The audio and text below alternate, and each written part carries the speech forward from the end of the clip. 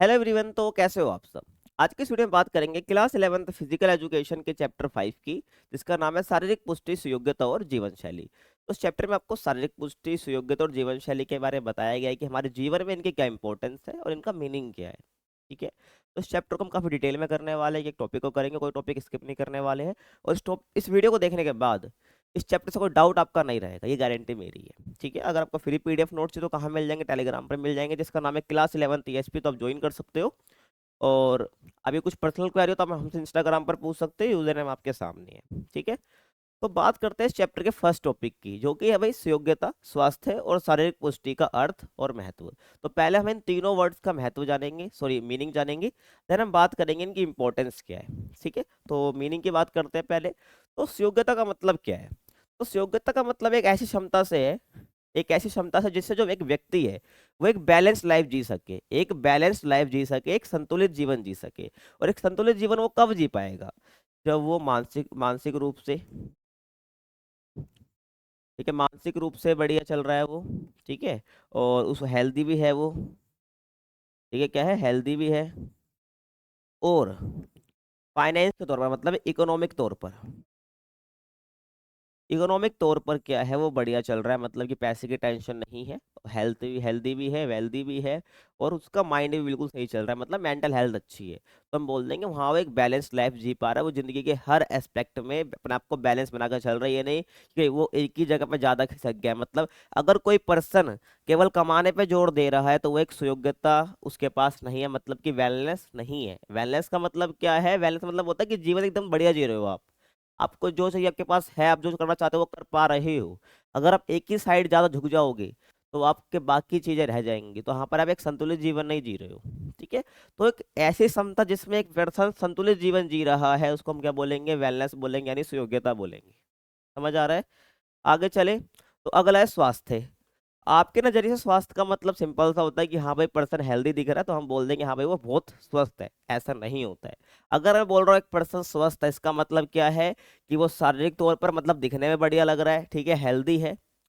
और मानसिक रूप से यानी कि मेंटल हेल्थ उसकी अच्छी है, और सामाजिक रूप से काफी वो स्वस्थ है। सामाजिक रूप से स्वस्थ होने का मतलब है कि दूसरों के संग अच्छा बोलता है, रिलेशन उसके अच्छे हैं, ईमानदारी ऑनेस्टी उसके अंदर है। तो हम बोल देंगे हाँ भाई सामाजिक रूप से भी वो स्वस्थ है। मानसिक रूप से मतलब मेंटल हेल्थ बढ़िया, कोई डिप्रेशन नहीं है, कोई चिंता नहीं है। और शारीरिक मतलब कि भाई कोई बीमारी नहीं है, शरीर में फिट बना रखा है। तो हम अगर एक पर्सन इन तीनों ही उस चीज उसके अंदर है, अगर वो तीनों ही रूप से स्वस्थ है, तो हाँ जाके उसको फिर हम बोलेंगे कि हाँ वो पर्सन क्या हेल्दी है, यानी कि स्वास्थ्य उसका बढ़िया है। और शरीर में कोई भी समस्या नहीं होनी चाहिए, यानी शरीर कैसा होना चाहिए, समस्या विहीन होना चाहिए। तो समस्या विहीन ही होना ही क्या है, स्वास्थ्य है। अगर चाहे उसको मानसिक समस्या है या शरीर उसका बढ़िया है लेकिन उसको मानसिक समस्या है, तो स्वास्थ्य उसका, हम बोल देंगे स्वास्थ्य ठीक नहीं है। समझ रहे हो भाई। आगे आ जाओ, शारीरिक पुष्टि। तो शारीरिक पुष्टि क्या होता है कि भाई एक पर्सन, क्या एक पर्सन दैनिक कार्य मतलब कि एक दिन का काम कितनी एफिशिएंसी के साथ कर पा रहा है। ठीक है भाई, कितना तेजी से कर पा रहा है, कितनी जल्दी कर पा रहा है, या उसको करते करते थक जा रहा है। समझ रहे हो मैं क्या कहना चाह रहा हूँ। तो शारीरिक पुष्टि का मतलब होता है कि एक पर्सन अपने दिन भर के काम को किस प्रकार कर रहा है, उसकी क्षमता से है, दैनिक काम करने की क्षमता से है। वो उस काम को बिना थकावट का अनुभव किए बिना वो कर पा रहा है, और काम खत्म होने के बाद भी वो एक्स्ट्रा काम कर पाए। ठीक है, अतिरिक्त कार्य करने की शक्ति, क्षमता उसके अंदर बची हो, यही क्या है, शारीरिक पुष्टि है। अगर कोई पर्सन काम करते करते थक रहा है तो हम बोल देंगे भाई वो फिजिकल फिट नहीं है, उसकी शारीरिक पुष्टि का मतलब फिजिकल फिट। ठीक है, फिजिकल फिटनेस, तो उसकी फिजिकल फिटनेस ठीक नहीं है, ध्यान रखना। एक पर्सन है वो काम कर ले रहा है, ठीक है, थक भी नहीं रहा है और एक्स्ट्रा काम भी कर सकता है, काम जो उसका है खत्म होने के बाद, तो हम बोल देंगे भाई ये पर्सन क्या है, फिजिकली फिट है। समझ आया तुम्हें यहाँ तक। चलो भाई, अब हम बात करते हैं इंपॉर्टेंस की, वन बाय वन। हमने सबका मीनिंग जान लिया, अब हम बात करेंगे महत्व की। तो पहला क्या है, सुयोग्यता का महत्व, यानी कि वेलनेस की इंपॉर्टेंस आपसे पूछी है। देखो भाई, पहला है स्वास्थ्य में सुधार के लिए। सीधी सी बात है, मैंने बता दिया। वेलनेस कब आएगी, जब आपकी जिंदगी के हर एस्पेक्ट मतलब कि जो इंपॉर्टेंट होता है एक जिंदगी में, उन सब में एक बैलेंस बना के चलना है। ठीक है, जो जितना काम है उसको उतना ही करना है, एक्स्ट्रा नहीं करना है। और हर जिंदगी के हर एक चीज में हमें एक संतुलन बना के चलना है।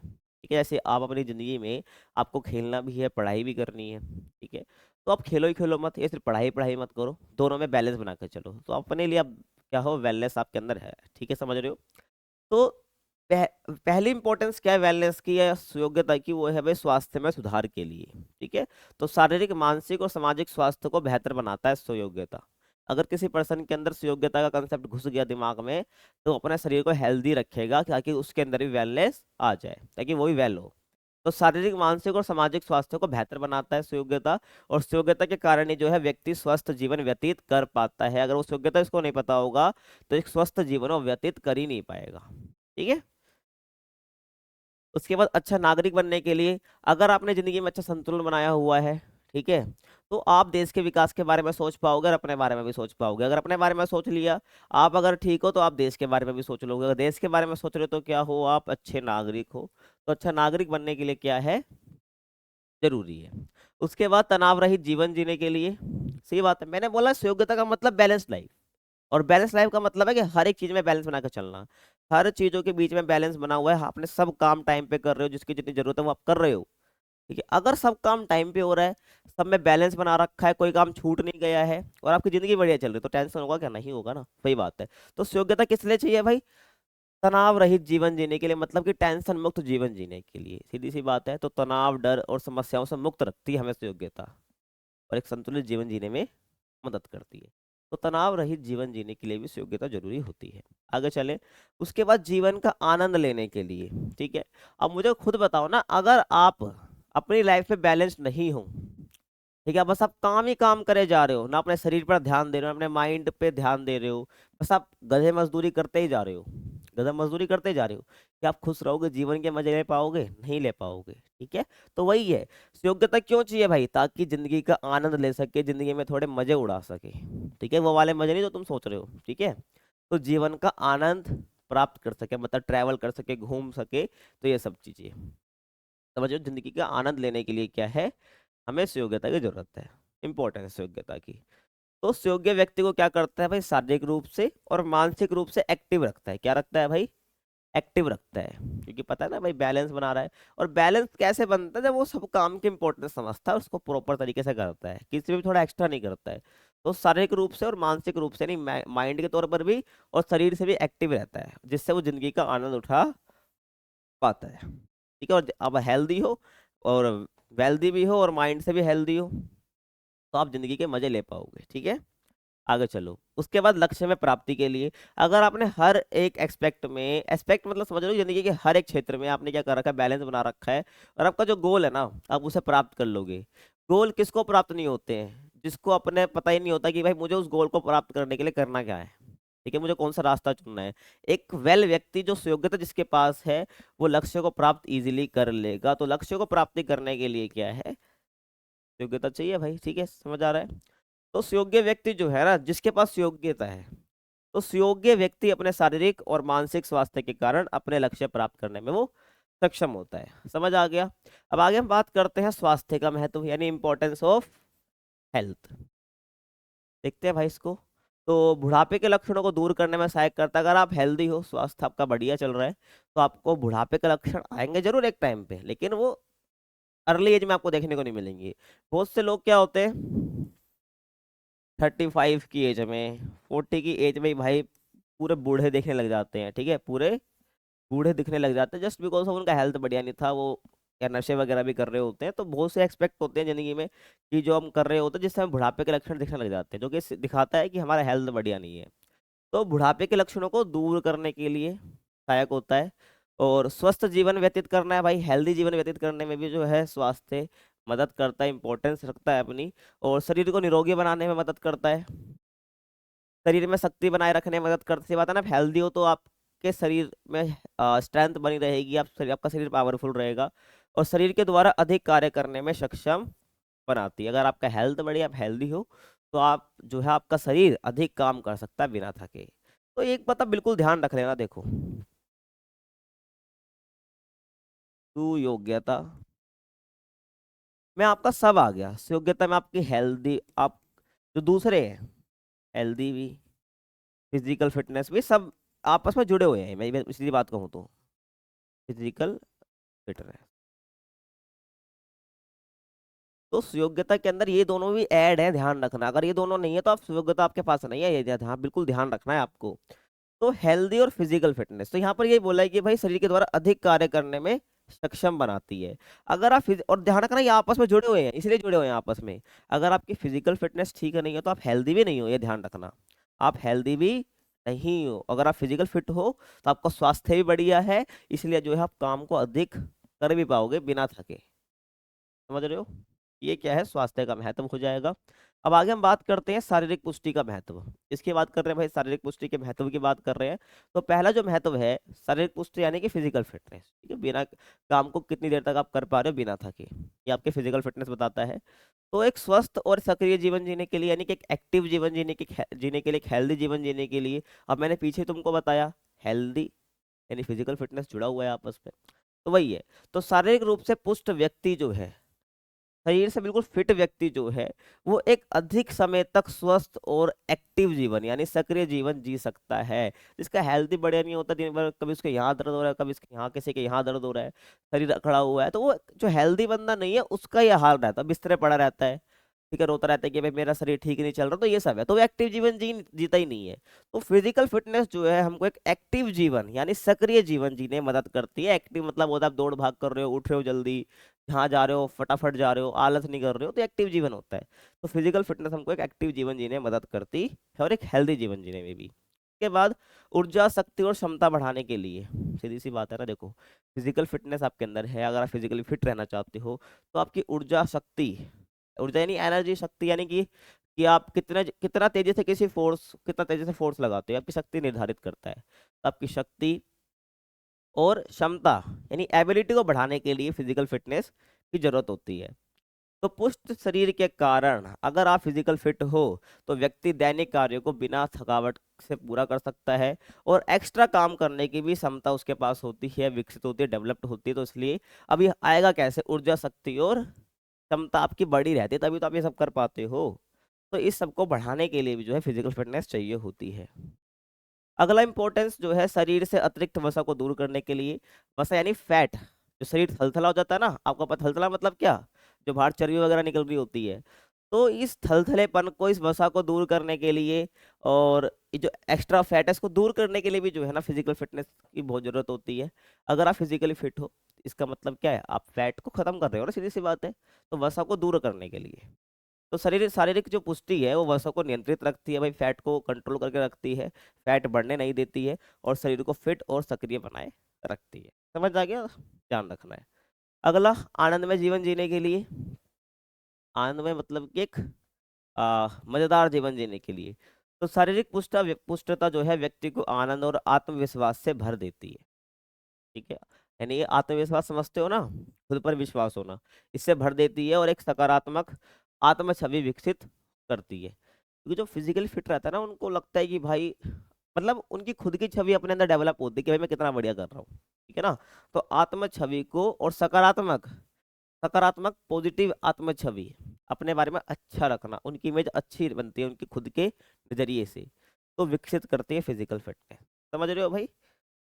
तो ये क्या हो जाएंगे भाई आपके, ये हो गया आपका सारे इंपॉर्टेंस, हमने स्वास्थ्य के देख लिए, हमने योग्यता की इंपॉर्टेंस देख ली, और फिजिकल फिटनेस की इंपॉर्टेंस देख ली है। अब हम बात करेंगे अगले टॉपिक की, जो कि है योग्यता, स्वास्थ्य और शारीरिक पुष्टि के घटक या आयाम, कुछ भी कह लो आप, ठीक है, घटक कह लो, आयाम कह लो, तो तीनों के ही हम घटक देखने वाले हैं, मतलब कि इसके अंदर क्या क्या ऐड रहता है एक तरह से।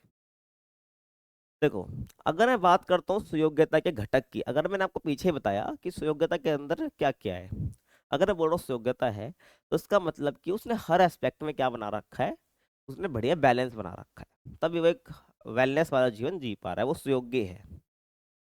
तो सुयोग्यता के घटक क्या आ जाएंगे, जो मैंने पीछे बताया कि उसके अंदर ये आ जाएगा, वो इसके घटक हो जाएंगे। अगर आपने वहां बढ़िया कर रखा है तो आप सुयोग्य के घटक आपको समझ आ जाएंगे बढ़िया। देखो, कल्याण या योग्यता बात एक ही है, इसके घटक कौन से हैं, इसके घटक कौन से हैं। तो पहला भाई ध्यान रखना है, भावनात्मक सुयोग्यता, बौद्धिक सुयोग्यता, व्यावसायिक सुयोग्यता, पर्यावरण सुयोग्यता, ऐसे ही भौतिक सुयोग्यता, आध्यात्मिक सुयोग्यता और सामाजिक सुयोग्यता, ठीक है। तो जो जो मैंने बताया ये हर इसी योग्यता के पार्ट है, ये अलग अलग सेक्टर है। अगर आपने यहाँ बैलेंस बनाया हुआ है तो मैं क्या बोल दूंगा, आप सुयोग्य हो, सीधी सी बात है। तो जितने भी घटक है अगर यहाँ आपने बढ़िया कर रखा है, आपने जिंदगी में हर यहाँ पर हर घटक में बैलेंस बना रखा है, तो आप सुयोग्य हो, ध्यान रखना। तो ऐसे ही सुयोग्यता देखो, पहला है भावनात्मक सुयोग्यता, मतलब कि आपने अपने इमोशंस पर क्या कर रखा है, कंट्रोल कर रखा है, उसको मैनेज बढ़िया कर लेते हो आप। तो आपके अंदर क्या है, भावनात्मक सुयोग्यता है, यानी आप फीलिंग्स के तौर पर बढ़िया कर रहे हो, वेल हो। ठीक है ना, कुछ लोग नहीं कर पाते कंट्रोल, तो वो फीलिंग्स के तौर पर जो है, भावनात्मक तौर पर, इमोशनल तौर पर वो अच्छे नहीं है, तो उसको हम बोल देंगे वो उनके पास भावनात्मक योग्यता नहीं है। समझ रहे हो? तो सीधे सा मतलब है यहाँ पे तनाव पर, इमोशंस पर नियंत्रण करने की क्षमता क्या कहलाता है, भावनात्मक योग्यता कहलाता है। बौद्धिक योग्यता क्या है भाई, जानने की कुशलता। बौद्धिक मतलब आपके मन से जुड़ा हुआ, आपके दिमाग से जुड़ा हुआ। तो बौद्धिक योग्यता में ध्यान रखना है भाई, जानना और कुशलता से जानकारी के उपयोग की क्षमता। जो आपने सीखा है उसको अप्लाई करना, उस जानकारी को उपयोग करने की क्षमता क्या कहलाती है, बौद्धिक योग्यता कहलाती है। अगर आपने यहाँ भी बढ़िया कर रखा है तो आप, जैसे जैसे बताते जा रहा हूँ आपको, सब आप सब में बढ़िया कर रहे हो, तो आप एक सुयोग्य व्यक्ति हो, ध्यान रखना। उसके बाद व्यावसायिक सुयोग्यता, यानी काम और आराम के बीच में आपने बैलेंस बना रखा है। व्यावसायिक सुयोग्यता का मतलब क्या है कि आपने काम और आराम के बीच में बैलेंस बना रखा है, तो वो क्या हो जाएगा, व्यावसायिक योग्यता हो जाएगा। पर्यावरण योग्यता में क्या आ जाएगा भाई, स्वास्थ्य उपाय और जीवन स्तर को बढ़ावा देने की क्षमता, लगातार अपना लाइफस्टाइल को बढ़ाना, जीवन स्तर को बढ़ाना, ठीक है, और स्वास्थ्य उपायों को अपनी जिंदगी में अमल करना। तो ये क्या हो जाएगा, पर्यावरण योग्यता हो जाएगा। उसके बाद भौतिक सुयोग्यता, दैनिक कार्यों को पूरा करने की क्षमता जो है, वो भौतिक सुयोग्यता आ जाती है। अगर आप दैनिक कार्य को कर पा रहे हो, ये टाइम टू टाइम कर रहे हो, तो वो आपके अंदर भौतिक सुयोग्यता भी है। ऐसे आध्यात्मिक सुयोग्यता, तो जीवन को अर्थ देना और दिशा प्रदान करना, कि भाई आपकी जिंदगी का पर्पस क्या है, उसका मतलब क्या है, और उसको किस डायरेक्शन में आप ले जाना चाहते हो, उसको एक डायरेक्शन देना कि भाई हाँ यहाँ है। ठीक है, जैसे कि मेरी जिंदगी का अर्थ है कि भाई टीचिंग करनी है, और मुझे इसी रास्ते में मुझे आगे ले जाना है अपने आप को। तो ये क्या है, एक आध्यात्मिक योग्यता मेरे पास है, मुझे क्लियरिटी है। बहुत बच्चों को क्लियरिटी नहीं होगी, लेकिन वो टाइम टू टाइम जब आप कुछ ना कुछ एक्शन करते रहोगे आपको क्लियरिटी आ जाएगी। वैसे ही आगे सामाजिक योग्यता क्या है, कि लोगों के साथ आप अच्छे से बात कर रहे हो, ठीक है, आप भाईचारे वाली बात आ जाती है, यानी कि सब दोस्त यारी कर, आपके अंदर ईमानदारी है, तो ये सामाजिक योग्यता में आ जाती है, यानी लोगों के साथ सफलता से बातचीत करने की क्षमता क्या है अपने पास, सामाजिक योग्यता उसको हम कहते हैं। समझ रहे हो? आगे चलो, अब यहाँ पर हम बात करते हैं स्वास्थ्य के आयाम या स्वास्थ्य घटक की, बात एक ही है। देखो, तो जब मैं बात करता हूँ, मैंने पीछे बात करी स्वास्थ्य की, तो स्वास्थ्य में देखो भाई, शारीरिक तो आएगा ही, भावनात्मक भी आएगा, सामाजिक भी आएगा, बौद्धिक भी आएगा, आध्यात्मिक भी आएगा, ध्यान रखना है। तो जब स्वास्थ्य की बात करेंगे तो उसके अंदर भी इन सब की बातें आएंगी। अगर मैं आपको बोल दूं भाई आप बढ़िया नहीं, आपके इमोशंस का कंट्रोल नहीं है आपका, ठीक है, वो इमोशंस आपके अंदर नहीं है, कहाँ पे खुश होना है, कहाँ पे दुखी होना, वो अंदर है ही नहीं, तो वहां पर भी आपको भाई स्वास्थ्य नहीं बोलेंगे, हेल्दी नहीं बोलेंगे, ध्यान रख। तो अगर मैं बात करता हूँ फिजिकल आयाम की, यानी शारीरिक घटक की या शारीरिक आयाम की, तो इसके अंदर भाई फिटनेस आ जाती है, न्यूट्रिशन भी आ जाता है, चिकित्सा देखभाल और आत्म देखभाल, मादक पदार्थों के सेवन पर नियंत्रण। तो अगर आप शारीरिक तौर पर ये सब कर पा रहे हो, तो आप शारीरिक जो आयाम है स्वास्थ्य का, वहां पर आप सही हो, यानी कि फिटनेस पे आप ध्यान दे रहे हो, न्यूट्रिशन प्रॉपर तरीके से ले रहे हो, ठीक है, अपना मेडिकल केयर कर रहे हो, खुद सेल्फ केयर कर रहे हो, यानी खुद की देखभाल कर रहे हो, और जितने भी नशीले पदार्थ हैं उनसे दूर कर रहे हो, उस पर कंट्रोल कर रहे हो। तो शारीरिक तौर पर जो है, शारीरिक आयाम जो है फिजिकल हेल्थ का, उसमें आप सही हो, ठीक है, और ये सब करना होता है, ये घटक होता है। उसके बाद भावनात्मक, यानी भावनाओं की देखभाल करना, संकट और तनाव प्रबंधन, यानी इजिली आप जो है जो मैनेज कर पा रहे हो, स्ट्रेस मैनेजमेंट कर पा रहे हो, ठीक है, संकट के टाइम पे, तो इमोशनली भी क्या है, आप हेल्दी हो, ध्यान रखना है। आगे चलो, सामाजिक में बात करूँ, सामाजिक में आपका परिवार और मित्र आ जाते हैं। ठीक है, सामाजिक तौर पर परिवार के साथ आप किस प्रकार से रहते हो, आपके दोस्तों के साथ किस प्रकार से रहते हो, किस प्रकार से आप बातचीत कर रहे हो, ठीक है, कम्युनिकेट कर रहे हो, तो वो सब आपकी दिखाती है, सामाजिक स्वास्थ्य को दिखाता है, ठीक है।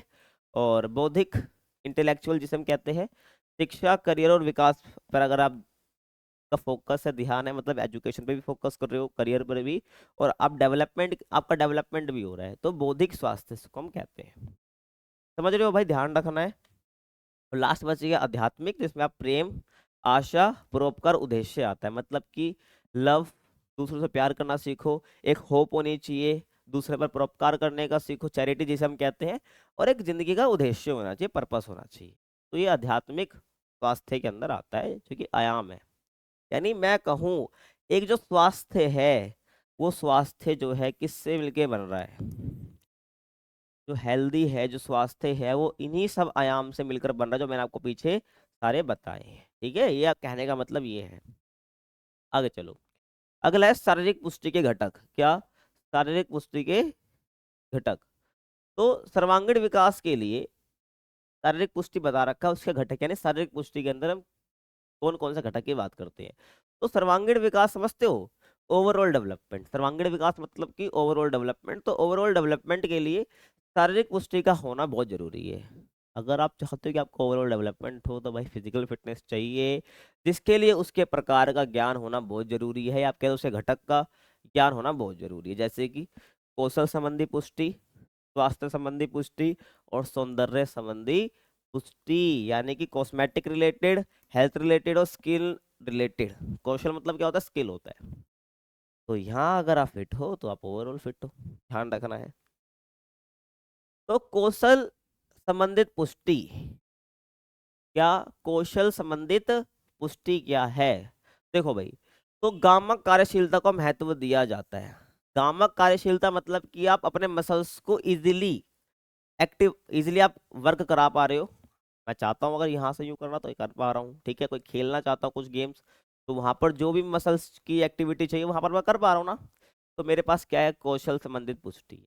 ठीक है, तो गामक कार्यशीलता को महत्व दिया जाता है कौशल संबंधित पुष्टि में। तो इस पुष्टि में जो अलग अलग खेलों से संबंधित गामक कौशलों पर ध्यान दिया जाता है। मतलब कि अलग अलग खेलों के लिए किस प्रकार की एक्टिविटी की जरूरत होती है, उसको हम कहते हैं किस प्रकार के गामक कौशलों की जरूरत है, उस पर ध्यान दिया जाता है। ठीक है, जैसे ही गति करना, शक्ति की जरूरत पड़ती है, तो ये सब कुछ क्या है? गामक कौशल है।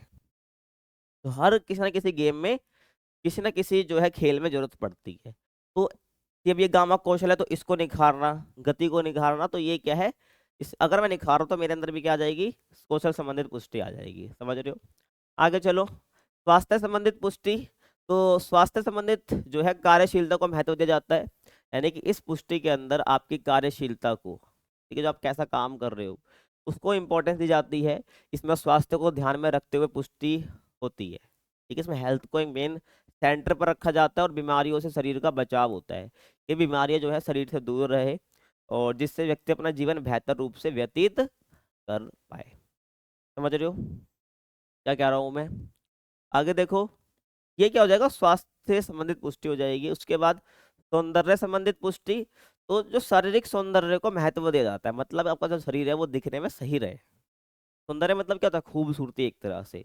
तो शारीरिक सौंदर्य को महत्व दिया जाता है इसके अंदर, और इसमें व्यक्ति अपने शरीर को सुंदर बनाने के लिए कार्य करता है, और विभिन्न मांसपेशियों पर कार्य करता है।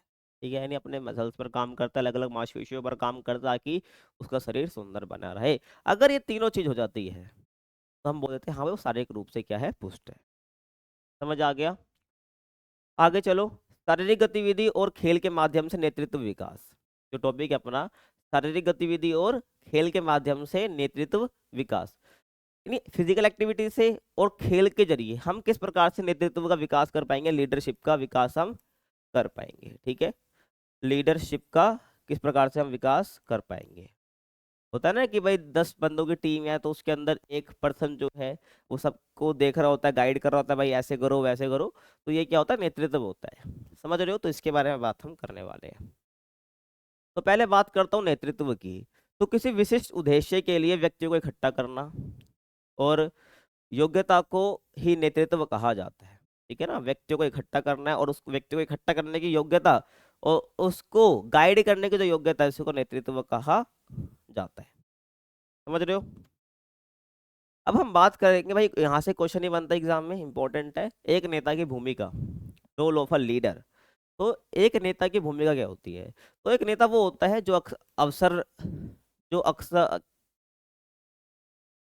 जिसके पास अवसर रहता है, जो स्वीकार योग्य सुझाव देता है और उपयुक्त मार्ग दिखाता है। ठीक है, कहने का मतलब है जो अवसर देता है, जो स्वीकार योग्य, यानी ऐसे सुझाव जिसको भाई हाँ मान भी लिया जा सके और उसको अप्लाई भी कर सके और सही रास्ता दिखाए, उसको हम बोलते हैं कि हाँ वो एक अच्छा नेता है। ठीक है, यहाँ पर आप ये भी लिख सकते हो जो अक्सर सक्रिय रहता है। ठीक है, और दूसरों के लिए रोल मॉडल का काम करता है। अगर आपको कोई कोच है, कोई गाइड है, तो उसको आप एक रोल मॉडल के तौर पर देखते हो ना, तो वही बात है। तो जो नेता होता है उसको लोग रोल मॉडल की तरह देखते हैं, वो एक रोल मॉडल की तरह काम करता है और वह लक्ष्य की प्राप्ति में व्यक्तियों के साथ साथ मिलकर काम करना करता है और लोगों को प्रेरित भी करता है। समझ रहे हो? अगर मैं बोल रहा हूँ एक नेता है, एक नेता है तो उसके पास कौन कौन सी क्वालिटीज है, और एक नेता अगर किसी को बनना है तो उसके अंदर ये क्वालिटीज होनी चाहिए। पहला है आकर्षक रूप, मतलब कि जो वो दिखने में बढ़िया होना चाहिए, उसका जो अपीयरेंस है ना वो कहीं खड़ा हो जाए तो बाकियों से अलग दिखे। कहने का मतलब है रूप आकर्षक होना चाहिए।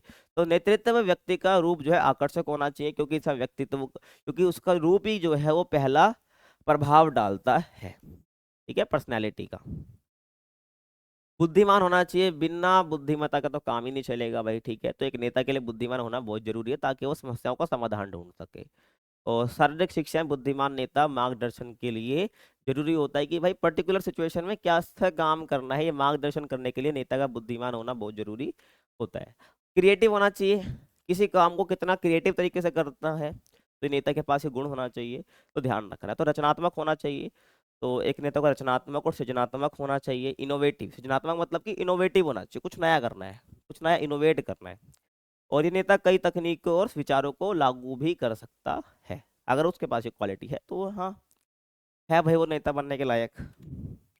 उसके बाद मित्रता और स्नेह, यानी कि एक नेता के अंदर भाई मित्रता का भाव होना चाहिए, प्यार करने का भाव होना चाहिए, स्नेह करने का भाव होना चाहिए। अगर कोई खेल हार भी जाए, कोई एक टीम जो है वो हार भी जाए, कोई गेम स्पोर्ट्स की बात कर रहा हूँ, तो ये नहीं कि अब एक ही बंदे पे सारा झोंक दे रहा है, वो नेता सारे एक ही बंदे पे ब्लेम डाल दे रहा है।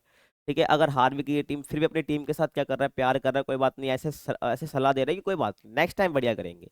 तो अगर वो ऐसे कह रहा है तो बढ़िया नेता वो माना जाता है। ठीक है, मित्रता और स्नेह। और यह गुण जो है गतिविधियों और प्रतियोगिताओं के दौरान सहायक होते हैं, मित्रता और स्नेह वाले।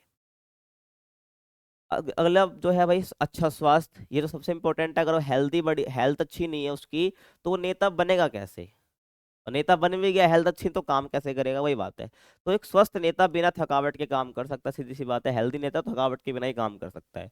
और अच्छा स्वास्थ्य जो है शारीरिक कार्यों को प्रभावी ढंग से करने में मदद करता है एक नेता को। समझ रहे हो? तो एक अच्छा स्वास्थ्य होना भी बहुत जरूरी है। समझ रहे हो?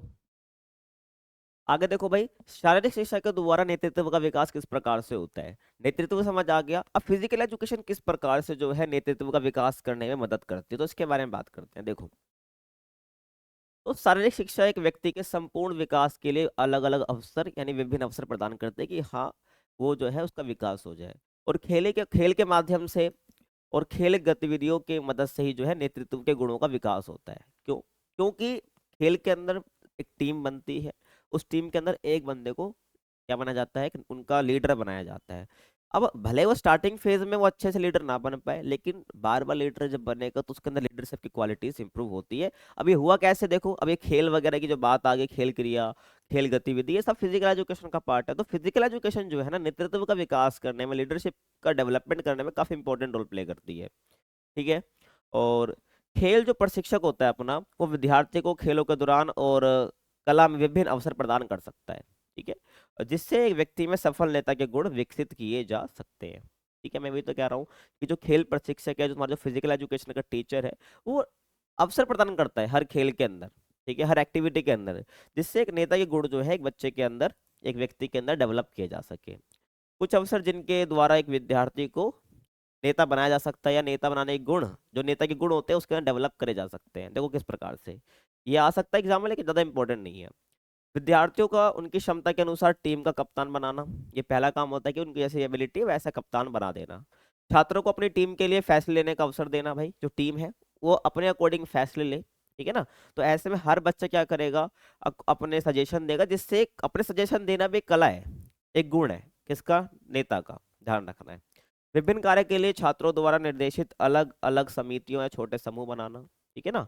तो अलग अलग काम के लिए जो छात्र है छात्रों द्वारा निर्देशित, मतलब ये छात्री क्या करे, निर्देशन दे। तो वैसे ही क्या करे, अलग अलग समितियां बना देना हर हर काम के लिए, यानी हर कार्य के लिए क्या होगी, अलग अलग समिति यहाँ पर होगी। ठीक है भाई, ये छोटे छोटे समूह बना देना, ग्रुप बना देना बच्चों का। और छात्रों को अधिक जिम्मेदारी सौंपना, जैसे खेल गतिविधियों के दौरान विभिन्न काम बांटना।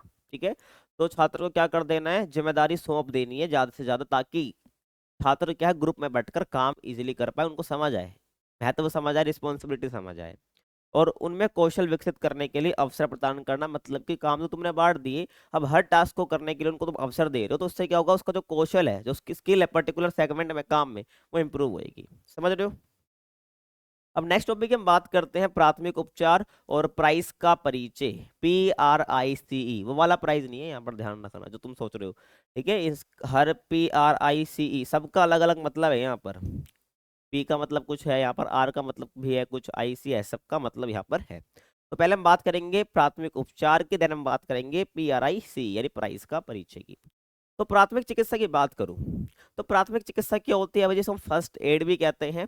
तो प्राथमिक उपचार का मतलब होता है किसी घायल या बीमार व्यक्ति को तुरंत दी जाने वाली राहत या दी जाने वाली मदद, उसको हम क्या कहते हैं, फर्स्ट एड कहते हैं। जैसे कि कई बार देखा होगा ना, कोई बीमार हो जाता है, किसी को चोट लग जाती है, तो तुरंत उसको पट्टी वगैरह कर डिटोल से साफ कर देना, तो ये क्या है, तुरंत चोट लगने के, जब जैसे चोट लगी तुरंत ही क्या करना, मदद करना। तो इसका मकसद क्या होता है, व्यक्ति की जान बचाना होता है, उसकी हालत को बिगड़ने से रोकना होता है, या उसे जल्दी ठीक होने में मदद करना होता है। ठीक है, और ताकि डॉक्टर की सहायता, अगर मतलब कि डॉक्टर की सहायता ना मिले जब तक, उसको क्या है, उपचार कर दिया जाए उसका, ताकि वो जो उसकी कंडीशन थोड़ी ठीक हो जाए। समझ रहे हो। और प्राथमिक उपचार में छोटी चोटों, जैसे कि वही कट पर पट्टी लगाना, ये सब शामिल होता है। और गंभीर मामलों में जो है, जैसे दिल बंद हो जाने पर CPR दिया जाता है, आपने देखा है ना, ऐसे दबाया जाता है, तो CPR वगैरह दिया जाता है। और CPR का मतलब क्या होता है, कार्डियो पल्मोनरी रिसिस्टेशन। ठीक है, ध्यान रख रहे हैं, ये देना दिया जाता है। और ये आमतौर पर ऐसे व्यक्ति द्वारा किया जाता है जिससे प्राथमिक चिकित्सा का बुनियादी ज्ञान हो, ये नहीं कोई भी दे देगा। ठीक है, जिसको फर्स्ट एड का थोड़ा ज्ञान होता है, जो बेसिक ज्ञान जो होता है वही करता है इसको। और प्राथमिक उपचार सही समय पर की गई मदद है, जो कि किसी भी आपात स्थिति में बहुत उपयोगी हो सकती है। सही बात है, इसलिए फर्स्ट एड का ज्ञान हर किसी को होना चाहिए कि फर्स्ट एड कैसे करा जाता है, क्योंकि किसी भी संकट की स्थिति में किसी की मदद हो सकती है इससे। ठीक है, समझ रहे हो। अब हम बात करते हैं यहाँ पर प्राइस की। देखो, तो चोट लगने पर उपचार के लिए प्राइस नियम अपनाना चाहिए। ठीक है, ये अपनाया जाता है। तो इसके अंदर क्या आता है भाई, P से प्रोटेक्शन आ जाता है, जिसको हिंदी में हम सुरक्षा बोलते हैं। R से रेस्ट आ जाता है। I से आइस हो जाता है। और C से कंप्रेशन यानी दबाव हो, जिसको हम कहते हैं। और E से होता है भाई यहाँ पर एलिवेशन, जिसको हम बोलते हैं ऊंचाई। तो चोट लगने पर जो प्राइस के नियम है, जो मैंने यहाँ पर लिखे भी हैं, इसको अपनाना चाहिए। तो इनको हम पढ़ते हैं वन बाय वन। तो पहला है प्रोटेक्शन यानी कि सुरक्षा। तो चोट को और अधिक बढ़ाने से रोकने के लिए प्रभावित हिस्से को सुरक्षित रखना बहुत जरूरी है। मतलब कि उस जहाँ पे चोट लगी है, तो उसको क्या करना है भाई, बचाना है उस अंग को। तो उसके लिए भाई बैसाखी, छड़ी या अन्य सहायक उपकरणों का उपयोग करके वजन डालने से बचे। मान लो पैर में चोट लग गई, ठीक है, सूजन आ रही है मेरे पैर में नीचे, अब मैं चलूंगा तो मेरे पैर पे दबाव पड़ेगा, तो मैं क्या कर सकता हूँ, बैसाखी या छड़ी। अरे बैसाखी छड़ी मतलब एक छड़ी टाइप मान लो, एक डंडा टाइप मान लो, जिसको पकड़ के मैं सहारा ले सकूं। तो उसको लगा के मैं चलने की कोशिश करूंगा, ताकि मेरे चोटिल वाला जो हिस्सा है वहां पर दबाव ना पड़े। तो वही बोला गया है, बैसाखी, छड़ी या अन्य जो उपकरण है जो आप यूज कर सकते हो उस पर्टिकुलर चोट वाले हिस्से को बचाने के लिए, सुरक्षित रखने के लिए, उस पर दबाव ना पड़े, तो वहां पर क्या है, वजन ना पड़े उस पर, तो हम यूज कर सकते हैं उसको। उसके बाद विश्राम, जो कि दूसरा था, PRICE था ना। तो पी तो हो गया, अब आर की बात करेंगे। देखो, तो विश्राम, तो जहाँ पे चोट लगी है उसका उपयोग करना बंद कर दो, वरना चोट और बढ़ जाएगी। तो चोटिल हिस्से का उपयोग बंद कर दे या गतिविधि को रोक दे, ताकि जो चोट जहाँ पर लगी है वो बढ़ ना जाए और दर्द ना बढ़े और जल्दी से ठीक हो जाए। समझ रहे हो।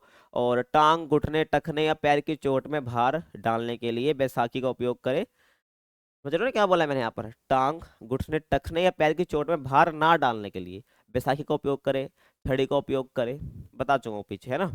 और हाथ, कोहनी अगर कलाई की चोट है, मान लो यहाँ पर जो बता रहा हूँ मैं, कोहनी की चोट है, तो वहां पर स्प्लिंट लगाए। स्प्लिंट क्या होता है, देखो ये होता है, ठीक है, हाथ है तो मान लो यहाँ पर कहीं चोट लगी है कलाई वगैरह पे, हाथ वगैरह पे, तो इसको पहन लो। ये स्प्लिंट होते हैं, ये क्या होते हैं भाई, स्प्लिंट होते हैं, ये पैर के लिए स्प्लिंट है ये। तो इससे जो है चोट, मतलब चोट बढ़ती नहीं है, यहाँ पर क्या उस पर्टिकुलर अंग को विश्राम मिल जाता है। उसके बाद बर्फ, ठीक है, इसको आइस बोलते हैं। तो पी अपना हो गया, आर अभी अपना हो गया। अब आई की बात करेंगे, ठीक है, अब सी ई रह जाएगा। तो आई क्या है? तो बर्फ, देखो जहाँ पे चोट लगी है ना, तो वहां पर बर्फ लगाना। तो बर्फ लगाने से क्या होता है, रक्त वाहिकाएं संकुचित होती है, और जिससे जो है आंतरिक रक्तस्राव कम होता है और सूजन घटती है। कहने का मतलब है चोट लगी, वहां पे सूजन आ रही है, तो हमें बर्फ लगानी चाहिए। जिससे जो रक्त वाहिकाएं है ना, ठीक है, जो रक्त जो खून ले जाती है, वो संकुचित होती है। संकुचित होने का मतलब है वो थोड़ी, उसमें प्रेशर पड़ता है, तो दबाव थोड़ा कम हो जाता है वहां पर। जिससे जो है जो आंतरिक रक्तस्राव था, मतलब जो अंदर ही अंदर उस चोट वाले एरिया पे हो रहा होता है, अंदर ही अंदर, ठीक है ना, बाहर तो दिख नहीं रहा। अगर सूजन है वो बाहर थोड़ी थोड़ी खून आता हुआ दिखेगा, वो पर्टिकुलर उसी हिस्से पे अंदर के साइड वहां पर जो है रक्तस्राव हो रहा है, खून बह रहा है, इसलिए वहां पे सूजन दिख रही है। तो वो कम हो जाता है बर्फ लगाने से, और सूजन घटती है। और बर्फ लगाने से जो है पहले त्वचा पर सूखा या गीला कपड़ा रख दे, ठीक है ना। बर्फ लगाने से पहले क्या करना है, हमें त्वचा जहाँ पे चोट लगी, जहाँ पे सूजन आ रही है, वहां पर सूखा कपड़ा रख दे, गीला कपड़ा पहले से रख दें। और इसे 20 से 15 मिनट से अधिक ना लगाएं, और इसे हर घंटे 10 से 20 मिनट तक दोहराते रहें। समझ रहे हो भाई? तो बर्फ लगाने से पहले त्वचा या त्वचा पर सूखा कपड़ा रख दो या गीला कपड़ा रख दो, और इसे 20 से 15 मिनट से अधिक ना लगाएं, ठीक है ना, मतलब करते रहे। 20 से 15 मिनट तक करो, बस छोड़ दो। और फिर हर 10 से 20 मिनट बाद इसको दोहराना है। कर दिया 20 मिनट तक, शांति बैठो भाई, थोड़ी शांत बैठो थोड़ी देर, फिर यूज़ करो। तो ये आइस का हो जाएगा। आगे चलें, उसके बाद दबाव, यानी कि कंप्रेशन। तो पी अपना डन, आर अपना डन हो गया, आई अपना डन हो गया। अब सी की बात करेंगे, ठीक है।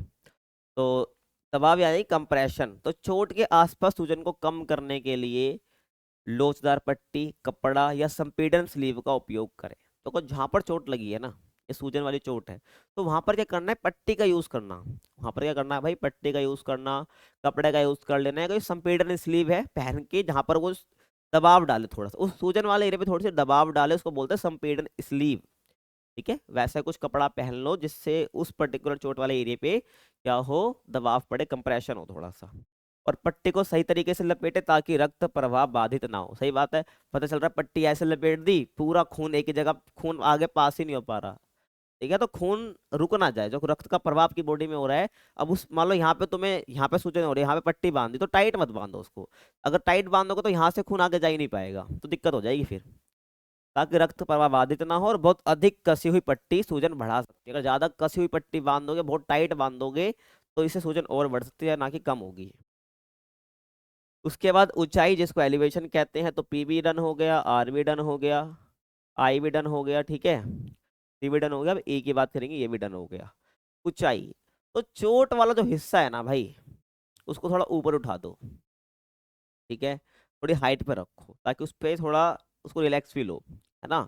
तो चोट वाले अंग को हृदय के स्तर से ऊपर उठाए। मान लो मेरी टांग में चोट लगी है, ठीक है, ये वाला राइट वाला हैंड, राइट वाले जो लेग है उस पर चोट लगी है, और मैं लेटा हूँ, है ना। तो ये जो मेरी राइट वाली टांग है, मैं इसको थोड़ा ऊपर उठा दूंगा, ताकि जो मेरा ये हर्ट है ना, उसके स्तर से थोड़ा ऊपर आ जाए वो, ठीक है। तो यही बोला गया है कि हृदय के स्तर से थोड़ा ऊपर उठाएं, इससे सूजन और दर्द कम होता है, ध्यान रखना।